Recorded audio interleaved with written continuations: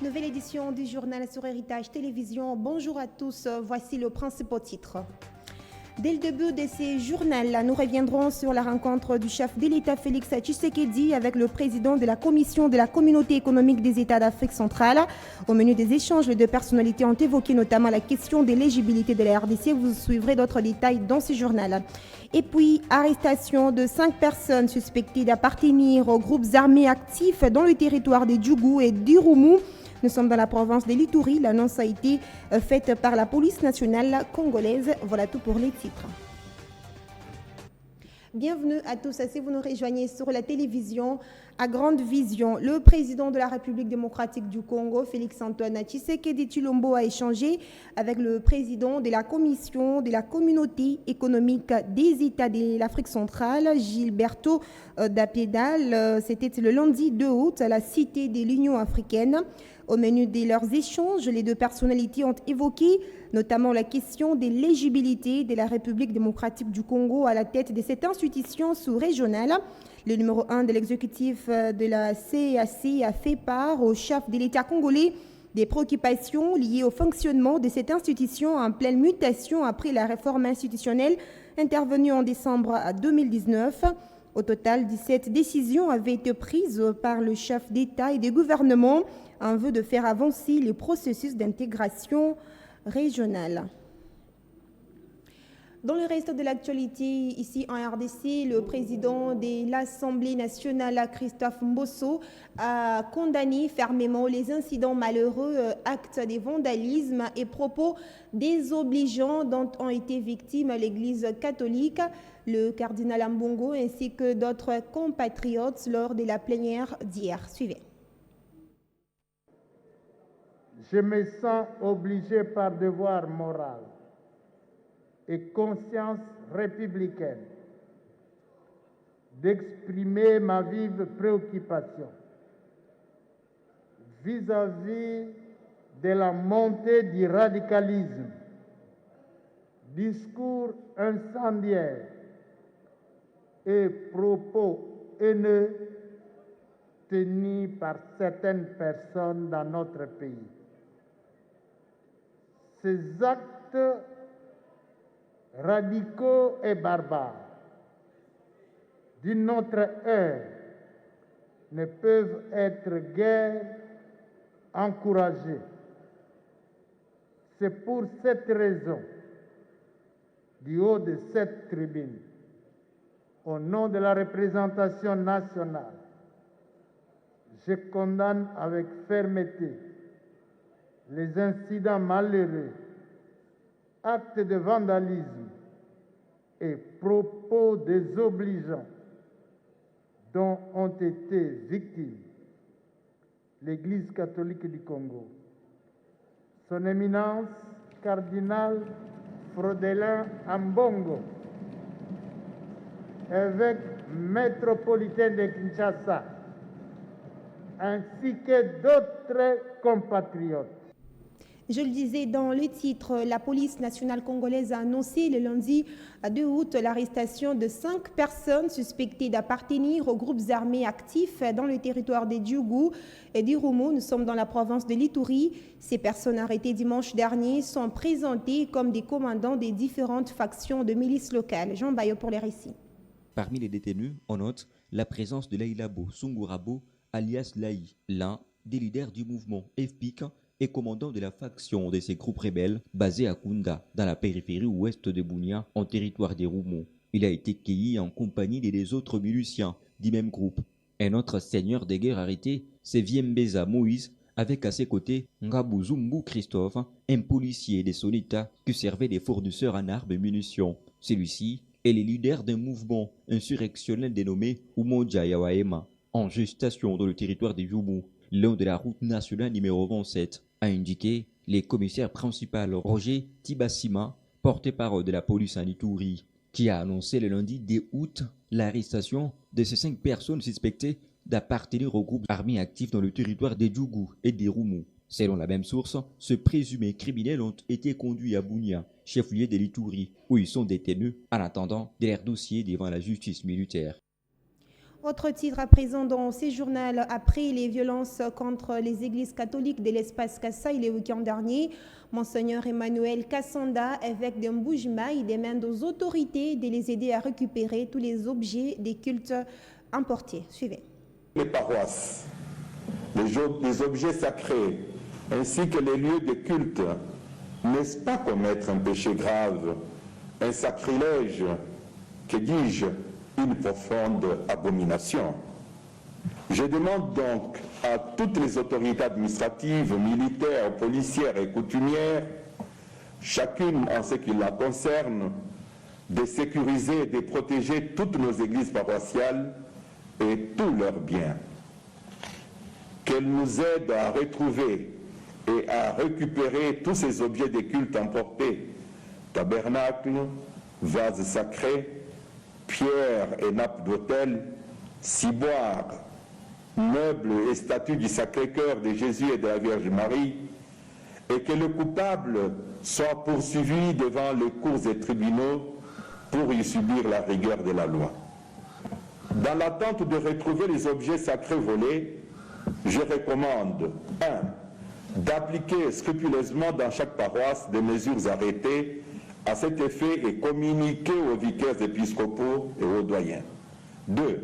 De dénoncer toutes les personnes soupçonnées, rechercher frénétiquement et retrouver nos objets sacrés volés. Quiconque mettra la main sur l'un d'eux ou verra un des objets de culte si haut cités et prier de nous tenir informés le plus vite possible. Tout à fait autre chose à présent, les acteurs politiques louchois s'insurgent contre le comportement des confessions religieuses qui n'arrivent toujours pas à trouver un compromis dans le choix de l'animateur de la Commission électorale nationale indépendante. Cela peut, en tout cas selon eux, avoir des retombées négatives sur le processus électoral en cours. Nathalie Manzaï, Jordi. Normalement, ils devraient tous surmonter les confessions religieuses, les politiques. Ils devaient travailler avec l'intention que les hommes passent, les institutions restent. Mais loin de là, nous sommes en train de constater que et partis politiques et confessions religieuses, ils sont en train de jouer au jeu du plus malin. Vous comprenez? Ils parlent au nom du peuple et pourtant ils ne respectent pas le peuple. Je suis navré, je suis vraiment déçu et à telle enseigne que, étant qu'analyste politique, tout ce que je peux vouloir dans un premier temps, c'est de demander à la société civile, aux partis politiques, de comprendre que les hommes passent, les institutions restent et qu'ils doivent travailler pour l'intérêt général de la République démocratique du Congo. Au niveau des confessions religieuses, moi je ne trouve pas qu'il y a déjà un problème là, parce qu'il y a déjà 2 camps, il y a 6 contre 2. Si les autres acceptent de signer le PV et que cela soit déposé au niveau de l'Assemblée nationale pour l'enterrement, moi je ne trouve pas qu'il y a vice de procédure. Parce que 6 contre 2, c'est déjà quelque chose de très très important. Les députés nationaux doivent aussi s'assumer et en enterrant le candidat qui sera pointé par les autres et que au niveau de la présidence de la République, signer l'ordonnance pour que la machine tourne. Parce que tous les Congolais veulent que le cycle électoral dans notre pays respecte la Constitution, c'est-à-dire tout au plus tard le 31 décembre 2023. La justice populaire devient fréquente à Lubumbashi ces derniers jours. La population pose cet acte pour exprimer sa colère face à la recrudescence des cas de kidnapping, un comportement punissable selon la loi. Jean Bayon nous en dit plus. C'est en passant de devenir un fait des routines, un premier réflexe de la majorité de Louchois face à certaines déviations civiques réputées dangereuses, telles que les kidnappings, un mouvement qui devient de plus en plus fréquent en Lubumbashi. Certains présumés auteurs de ces actes, les malchanceux, auront déjà succombé sans avoir la chance de se défendre. Si l'on a le droit d'exprimer sa colère, mais se faire seule justice représente un danger vis-à-vis de la communauté, car dans plusieurs cas, ce sont les innocents qui en sont victimes. Au-delà du danger que la justice populaire représente dans la société, elle est également un frein à la justice qui, dans ce cas, aiderait à démanteler l'ensemble du réseau des malfaiteurs. Brûler un respect réduit les chances d'attraper ses complices, regrette Peter Mbala, juriste. Nous sommes dans l'obligation aussi d'orienter la population par rapport à la procédure à suivre, puisque quand vous tuez ou vous brûlez les kidnappeurs, vous perdez même le trace et la justice ne saura pas suivre et faire la traçabilité de celui-là ou de la personne qui finance ou qui entretient dans les noirs ces phénomènes de kidnapping. Mais cette justice populaire tient à une raison, les manques de confiance face à l'appareil judiciaire, mais aussi l'inefficacité des services de sécurité. Comment alors l'éviter? Maître Peter Mbala répond. D'abord, le mécanisme se ne situe pas au niveau de la justice. Le mécanisme se situe au niveau du renforcement du système de renseignement. Parce que quand vous avez un système de renseignement fort, vous avez une baisse de la criminalité. Mais quand vous avez un système de renseignement qui ne répond pas aux attentes de la nation ou de la population, vous aurez aussi la montée en vitesse de la criminalité.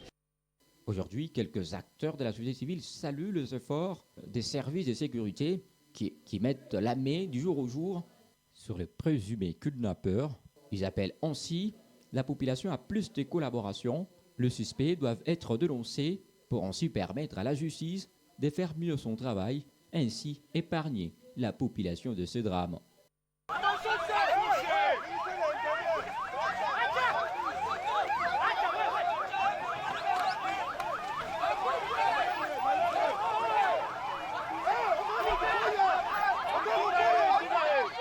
Pendant 7 ans, le quartier Iwabora est dans l'accalmie ces derniers jours.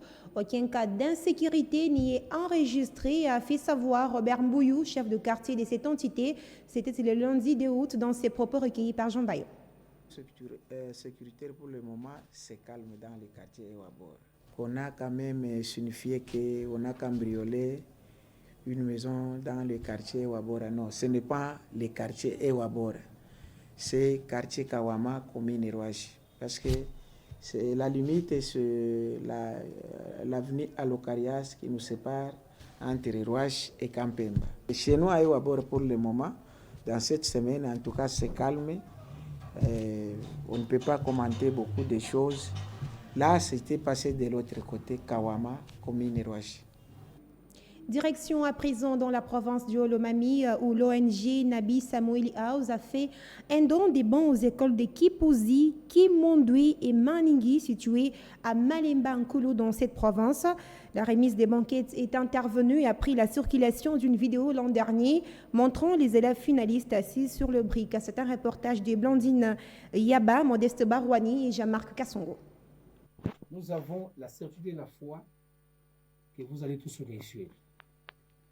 Et ne voyez pas les conditions dans lesquelles vous passez vos examens. Assis à meuble sol, au XXIe siècle, ça fait très mal.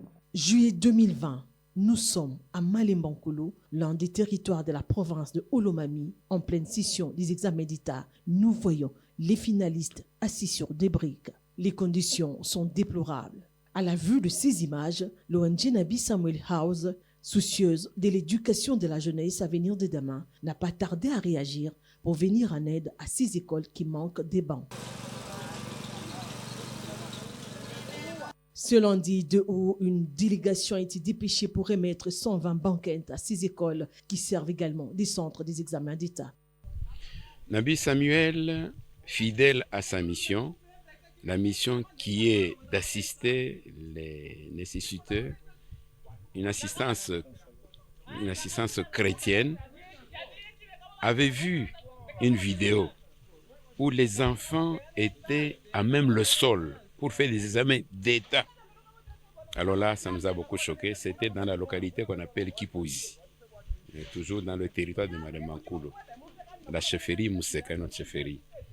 Alors le révérend Kabangi Nombe Flori, l'initiateur de Nabi Samuel House, a réuni les membres de Nabi Samuel, les a sensibilisés pour que chacun mette la main à la poche. L'administrateur du territoire de Malembankolo salue ces gestes comme bien louables. Et il y a un organisme comme celui-là, reposant sur le sens d'amour, qui doit prendre cela avec une vision vraiment chrétienne.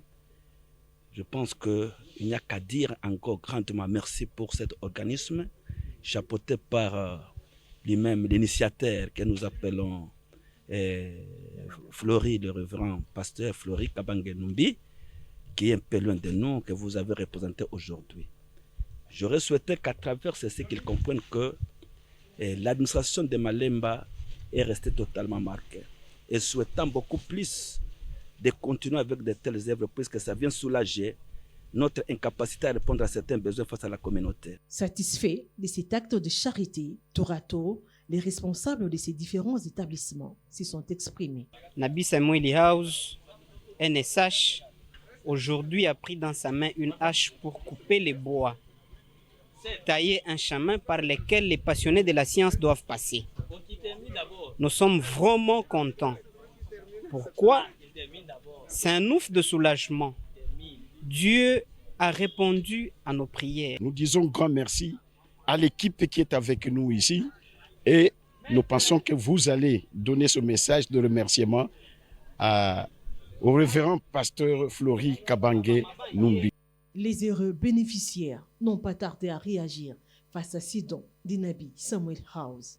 Nous ne cesserons jamais de remercier les donateurs, le pasteur Flori Kabange Numbi, que nous remercions ensemble avec sa délégation de pouvoir exprimer en tout cas cet acte de pouvoir accorder les assises à nos enfants qui s'asseyaient à même le sol, les autres sous des pierres.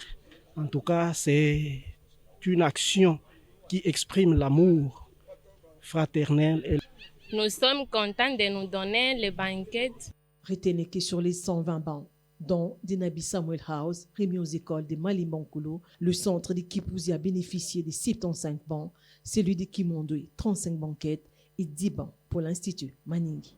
Dernier titre, et avant de refermer cette édition du journal, le gouverneur de la province du Haut-Katanga, Jacques Tiablakatoui, s'est rendu le lundi au domicile familial du gouverneur honoraire du Haut-Katanga, Jean-Claude Kazembe. Il est allé consoler la famille de l'illustre disparu. Un reportage de Basile Bilali et Esther Dur. Le gouverneur de province, Jacques Tiablakatoui, accompagné de son épouse, du vice-gouverneur et quelques membres de son gouvernement, se rendu ce lundi 2 août 2021 à la résidence familiale de Jean-Claude Kazembe Musunda, premier gouverneur du Haut-Katanga, mort le samedi 31 juillet 2021 de suite d'une maladie. À son arrivée au lieu du deuil, Jacques Tiablakatoui, secoué par la disparition du fils aîné du Haut-Katanga, a consolé tour à tour la veuve, les orphelins et les membres de la famille biologique de l'illustre disparu. Le chef de l'exécutif provincial a couché quelques mots dans le livre de condoléances en souvenir de son passage au domicile de feu Jean-Claude Kazembe Musunda. L'autorité provinciale a, pendant quelques minutes sur place, participé à l'échange sur les dispositions pratiques ayant trait au programme des obsèques du défunt. C'est le vendredi 6 août prochain que le fils aîné du Haut-Katanga sera enterré. Le programme des obsèques sera dévoilé incessamment. Paix à son âme. Ce journal est terminé, je vous en rappelle aux principaux titres. Vous avez suivi dans ce journal la rencontre du chef de l'État Félix Tshisekedi avec le président de la Commission de la Communauté économique des États d'Afrique centrale. Au menu des échanges, les deux personnalités ont évoqué notamment la question de l'éligibilité de la RDC à la tête de cette institution sous-régionale. Et puis, arrestation de 5 personnes suspectées d'appartenir aux groupes armés actifs dans le territoire de Djougou et d'Irumu dans la province de l'Ituri. L'information a été confirmée par la police nationale congolaise. C'était le journal de la rédaction. Merci à tous de l'avoir suivi partout à travers le monde. N'attendez pas d'être heureux pour sourire. Souriez plutôt afin d'être heureux. Je vous retrouve très prochainement car l'information reste en continu sur Héritage Télévision. À bientôt.